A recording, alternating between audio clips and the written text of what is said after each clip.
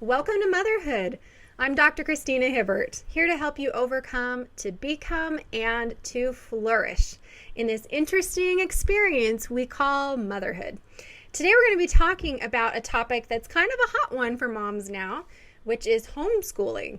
And if you're like me, you might have thought you'd never think about doing this, but then you might reach a certain point in your life when you realize this might actually be an option for you. We're going to talk today about some of the pros and cons of homeschooling, and really we're going to focus on how to make it work for you and your family and how to grow alongside your children. As they're learning, you get to learn too, and that's probably one of the biggest benefits of homeschooling is you get to grow together. So we're going to talk about that in just a moment. And first, I just want to thank you for joining us here each week as we try to grow through motherhood together instead of just going through it. And it's a pleasure to have you with us. And I hope you'll check out my website, drchristinahibbert.com, for other kinds of resources related to what we'll talk about today and as we talk about whatever we talk about each week. And also join us on social media. And if you haven't already, be sure to ask to be added to our Facebook group called Growing Through Motherhood. And all you have to do is ask to be added, and I'll add you in there, and you can join us there to hopefully support one another and form a motherhood community. That's what this show is all about. Now, as I was saying, homeschooling it's a pretty hot topic. It seems like it's grown in popularity over the years, and there's a lot more resources out there. I think it's a lot more in front of our faces than it used to be with social media and that kind of thing. And I, for one, was never had considered it. I have 6 kids, and I thought, okay, I just can't wait for them to all be in school so I have free time. And instead, one year we ended up with some changes in the schools here. We had some really great school systems and teachers, and some things changed. And one of my children was really struggling and really having a hard time finding the right fit for her. And it was the first time I started to wonder, could I do this? Would I do this? And if so, how would that work?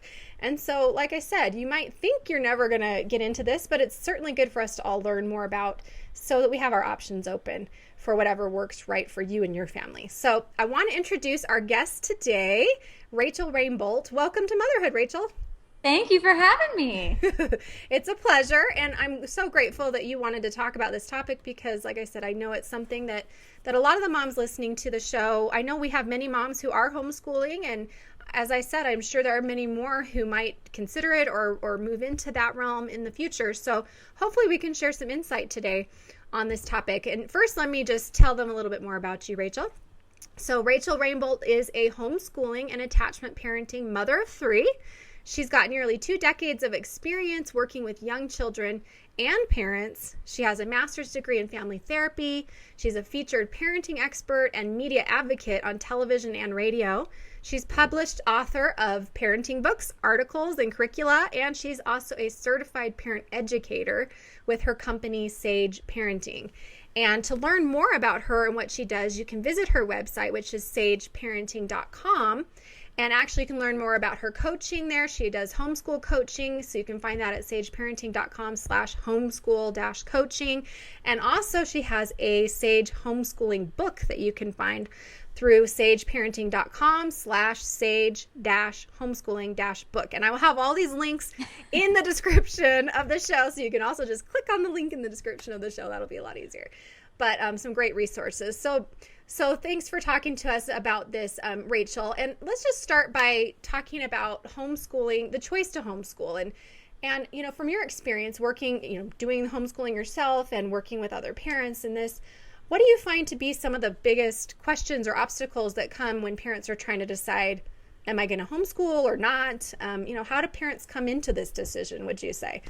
That's a great question. I think with homeschooling, unlike other topics, there's so much misinformation and misunderstandings that you sort of have to work through before you can get to the truth or a more accurate picture of what it's really like to homeschool. Mm-hmm. There's just so much misinformation and a really long history with homeschooling that people have a lot of confusion about what it really looks like. So for a lot of parents, they come to it from a place of, hey, this traditional schooling path is not really helping my child to thrive, and maybe it's not setting us up with a lifestyle that I'm loving. So what are my other options? I'd never really considered this option before. Now I'm starting to consider it. And then sometimes we have parents that are doing like attachment parenting or a really connected style of parenting with their kids when they're younger, and they want to continue that. They can't really imagine just putting their kids in school and leaving them all day every day. So we really see like a good mix of people coming to it from both places. Right. And that, you bring up a great point, which is what are our perceptions of homeschooling? And I think a lot of people do have this kind of skewed perception of what that means and what it looks like. So what would you say in modern day, what is homeschooling kind of, what does it look like? I'm sure it doesn't look the same for every person, but, what do you try to educate people? How do you educate people about that? Yeah, well, there's a really wide variety in how different people homeschool. A lot of people can picture like someone in a classroom at home, kids wearing bonnets or silly things like that, exactly. Right? Like a homestead or whatever. Yeah, exactly. Yes. And I'm sure there are some people homesteading out there in bonnets, but for most of us, that's really not what it looks like. For me, I tend to really put a lot of emphasis on experiential learning. So it's more about living a lifestyle of experience and adventuring together and learning together. And so that looks like us, like next week we're leaving for the Pacific Northwest and we're going to be up there for a week. And so we really try and be out and about and growing and exploring. And a lot of our learning, most of it really springs from those types of experiences. Mm-hmm. Yeah, that's great. And, I think we do kind of imagine, okay, I have to have a curriculum and I'm going to be teaching math and I'm going to be teaching this.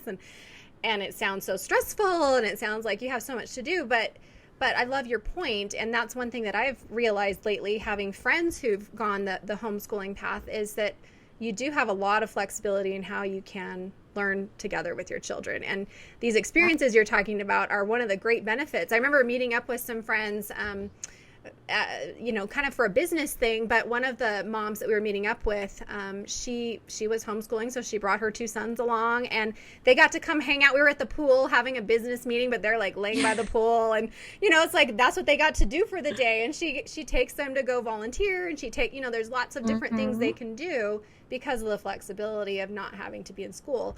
So integration is a big part of it. Like you talked about that integration where in the traditional schooling mindset, there's like the adult world, and then there's like the kid world, and then there's like the third grade world, and there's, Mrs. Smith's classroom world.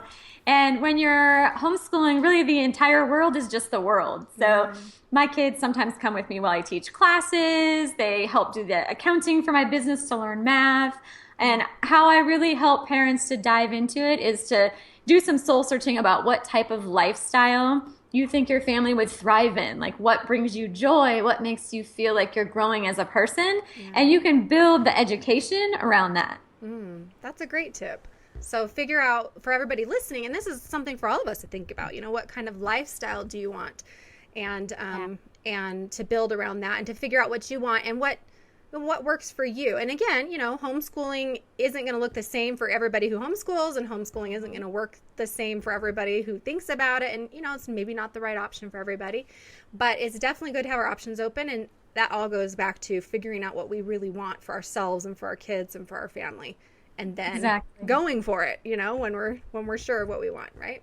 Yeah, a lot of outside of the box thinking. I think when you are on that mainstream path, it's really a whole life that's been laid out for you. So this is what learning looks like, and this is what working looks like, and this is what family time looks like, and it's all very segmented. And so it really does take some outside of the box thinking, some soul searching to really blow open those ideas of what life could be and what your relationships with your children could be and what learning can be. Yeah, I love that. And so this whole idea of learning with your children is wonderful.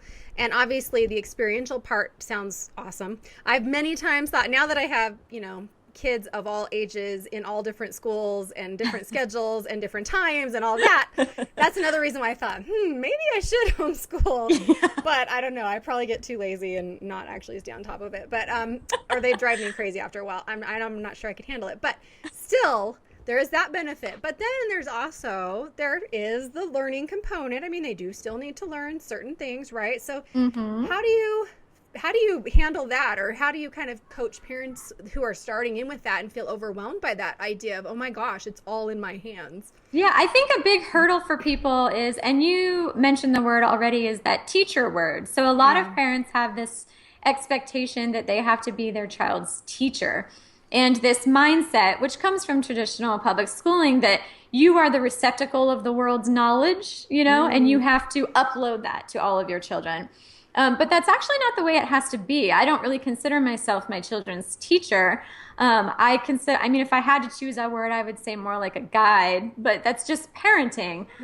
So basically, my role is to connect them with ways for them to feed that passionate curiosity for learning. So I provide materials, I connect them with experiences, I engage them in like invigorating discussion. It's really a lot about like connecting pieces for them and not so much teaching them. So for example, when my son is doing this math curriculum, it's a digital curriculum that he found that he likes a lot. If it's something that he's kind of stuck on, we'll watch it together and figure it out together. So I don't have to know how to do it. And I went through school, and he's in 5th grade, and I don't know most of the math stuff that he's doing. We all can relate Which to that. brings up an interesting point, right? About how learning should really be contextual and meaningful. And if it is, then it sticks with you. And if you don't continue to use it, then how important is it really? But so I go back and I learn this stuff right alongside them, and it helps me to grow too.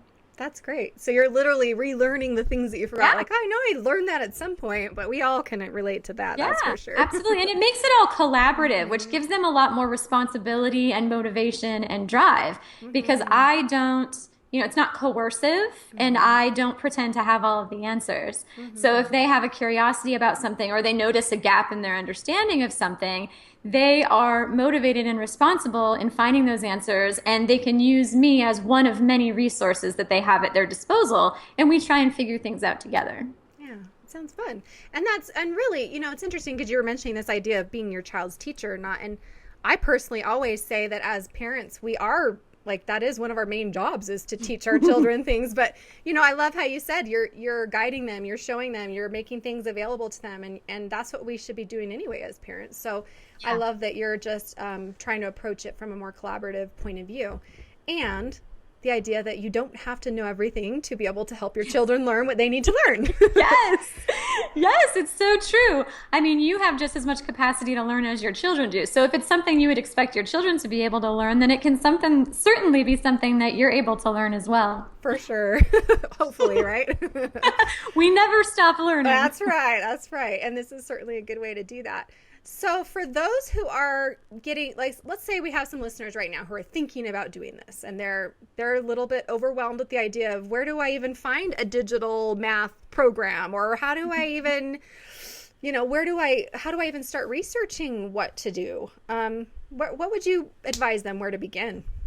Yeah, that's a really great question too. Gosh, that's a big part of what my Sage homeschooling book is. It's sort of that transition into homeschooling.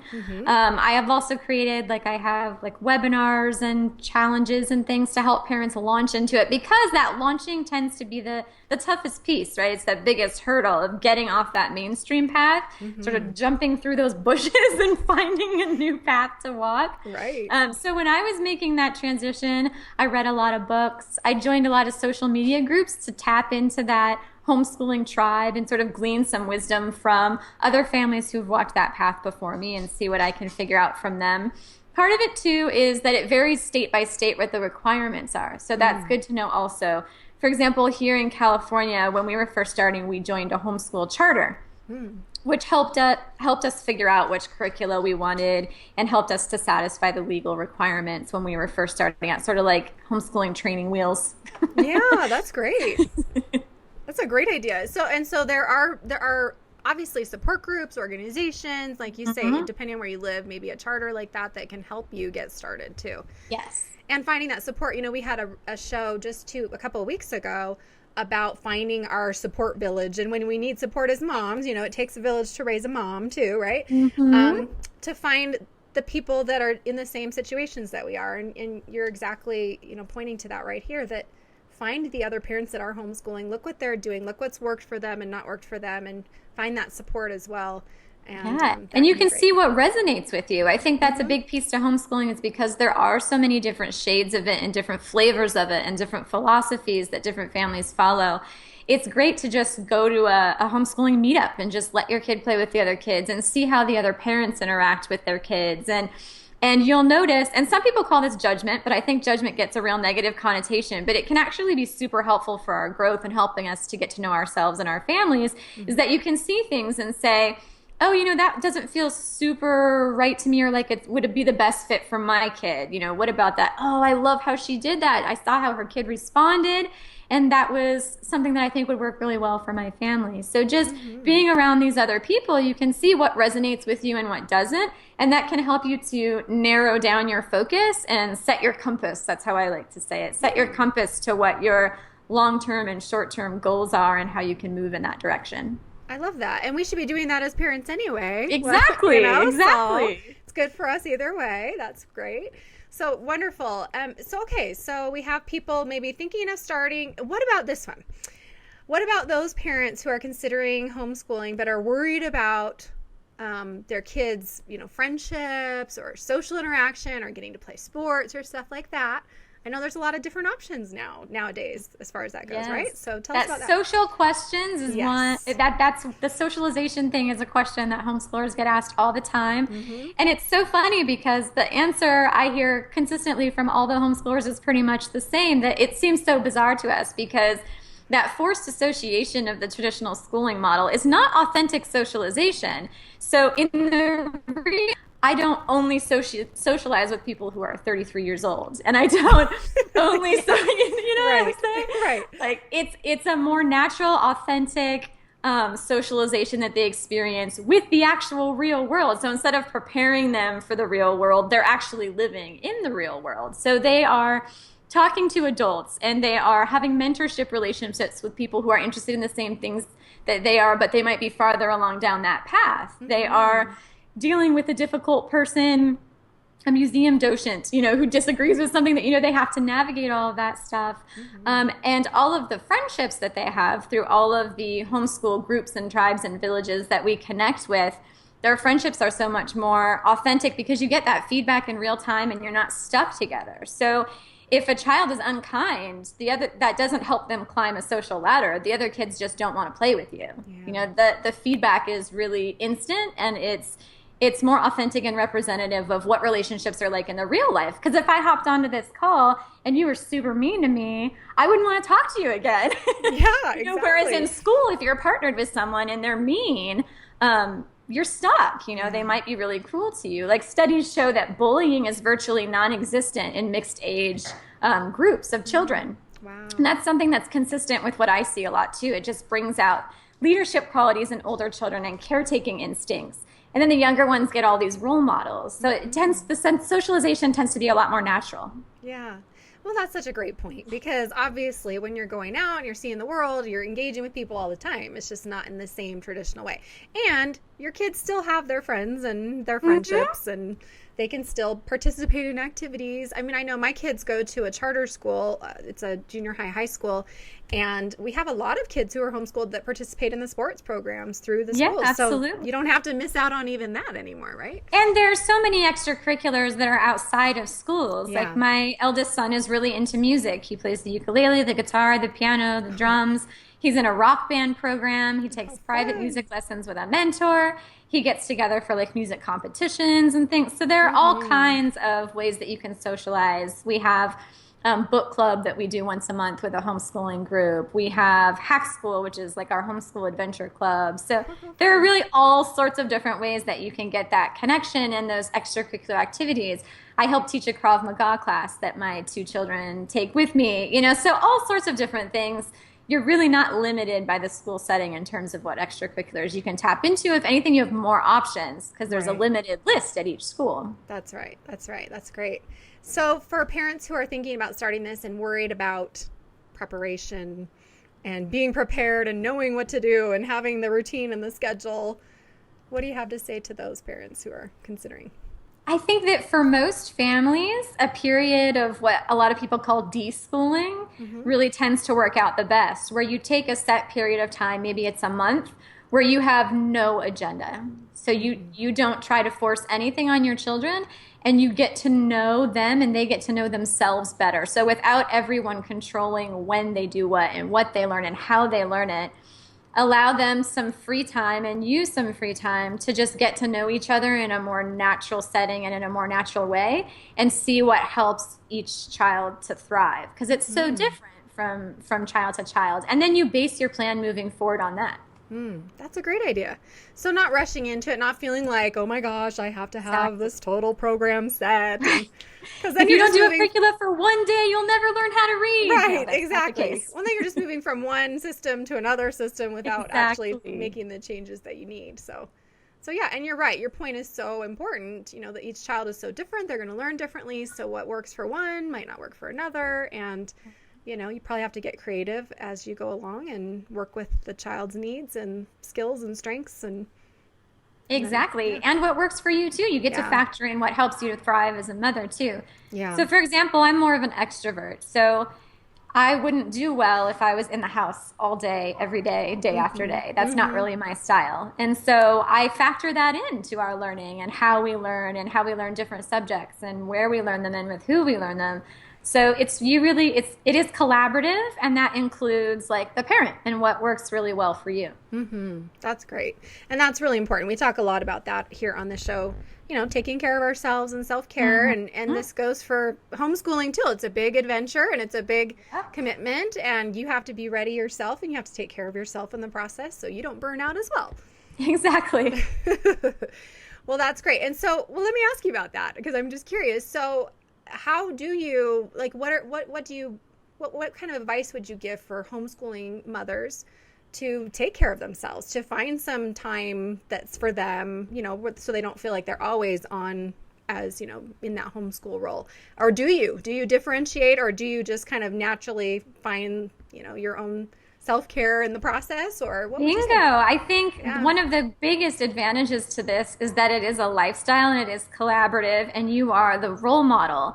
So as opposed to having to be a teacher X amount of hours and a mother, you know, these hours, you are living a life and you are role modeling for your children things like self-care and personal growth and all of that. So like I mentioned how I help to teach my kids Krav Maga class, that's because I do Krav Maga. I practice it. I train in it 2 nights a week. So tell us what that is first.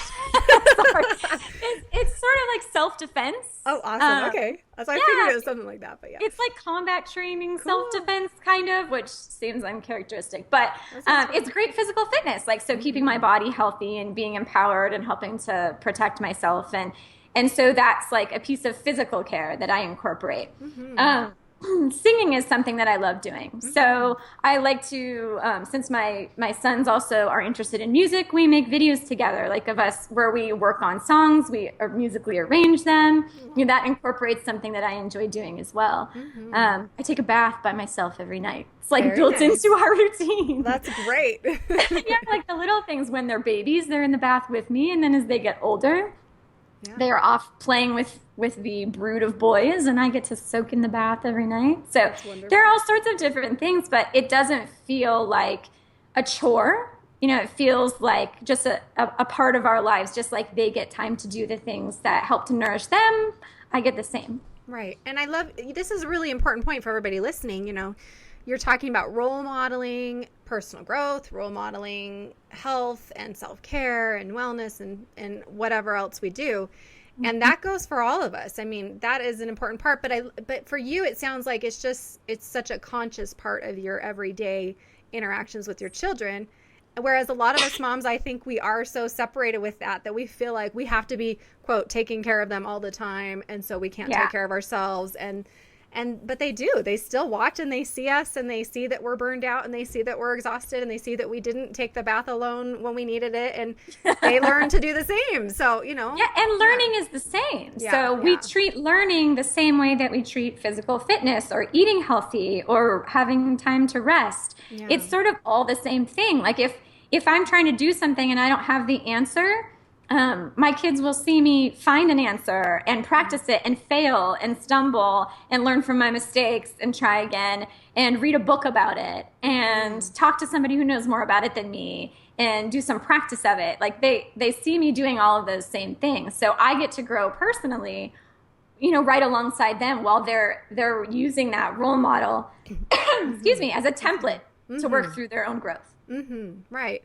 No, and I think that's wonderful, and we all should be doing that, whether we're homeschooling or not. But like you say, it just kind of all becomes the same kind of learning. It's not school learning and home learning. And, exactly. And I think that's a great suggestion for all of us to consider too, is just integrating more, all the different components of our life. In my recent book, I wrote a whole chapter on exercising as a family, and I love what you're talking about. And why don't we just naturally do that? It just seems like exercising as a family and being healthy as a family and learning as a family and traveling as a family. Yes. So for example, just the other day, we were bike riding through this canyon that leads to this waterfall. We were talking about how like a forest ecosystem, how fires can be healthy because we saw something that was burned and we found a lizard that was like darker in color. So we talked about like adaptations and natural selection. And so it's sort of all one thing, it's like science and exercise and family time and, my husband and I are kissing behind a tree and, it's just sort of all one big life that's all integrated together. Yeah, I love that. So would you say there's a lot of positives we've heard. So what would you say is one of the hardest parts about homeschooling? Probably one of the hardest parts about homeschooling is that you can get isolated if you're not reaching out to people. So like you talked about how you had a show recently about connecting with the village and the tribe. With traditional public schooling, you sort of don't have a choice in the sense that you're at least physically in proximity to people. Yeah. Whereas with your homeschooling, you have to actually reach out to people. So for example, like my whole business, that's a big part of how I connect with people while I'm homeschooling, because I'm going into people's homes and helping them to connect with their kids and helping them to be their best selves. And through experiences like this, that's helping me to connect. And I have friends, that we get together with, and they have kids. So you have to actively reach out. Yeah. Right. It's not just set up for you maybe naturally. Right. And you said it, but it's also not forced in the same way. You don't, exactly. Positive is you don't have to associate with people you don't want to necessarily. Exactly. We all have had those experiences of our kids who have that one kid that's driving them crazy in their class. And, or the teacher that's, not the right fit for them or whatever. So, and that's where I do think that I think that's why this is such a growing part of parenting, homeschooling, is because we need more options. We don't need to just be pigeonholed into the one, because our kids are so unique and their needs are so different. And so it's great to have our options open. Yeah, and options open for lifestyle too. Like a lot of people think you have to be a full-time parent to homeschool. Completely not true. A lot of people think that you have to have an advanced degree to homeschool. Not true. So if you can parent your child, then you can homeschool your child, because it's just a continuation of that parenting relationship full-time into the school age years. Yeah, that's right. Very good. Great. So okay, as we're wrapping up here, do you have any other last bits of wisdom that you would want parents to know about homeschooling that we didn't get to talk about? Just that I think that people get so intimidated, by all those things, those common misconceptions and things. But it's really just about creating a life that you love and about being the kind of parent you want to be and helping your child to be the kind of child that you want them to be in terms of living up to their potential and teaching them, to be self-sufficient and to be driven and to keep that passionate love of learning intact. So it's less about all the shoulds and should nots and trying to fit from one box to another box. There's just no box. You just get to be the parent you want to be and create the life you want. I love it. So don't stress about it. Just focus on what you want versus all of the things that you think should, quote unquote, happen. Don't try and tick boxes. Just try to create a lifestyle you love, and then you can weave the learning into that. Wonderful. And I think that's great advice for all of us, whether you're going to be homeschooling or not. We should do a lot more of that in our lives anyway. It'd make us a lot happier as moms, I think. So thank you, Rachel Rainbolt, for being here with us today to talk about this. I really appreciate all your advice and wisdom on it. Thank you for having me. My pleasure. And I hope everybody will check out your website again. To remind you, it's sageparenting.com. That's SAGE. And you can find out, again, more about her homeschool coaching there. You can find her homeschooling book there. You can also use the links that'll be in the description for the show today to get there as well and check all that out. And for everybody else, thank you for joining us here each week to grow through motherhood with me. It's such a pleasure to do it with each other and to do it together as we do here each week on Motherhood Radio. I hope to see you next time. Take care, everybody. Bye-bye.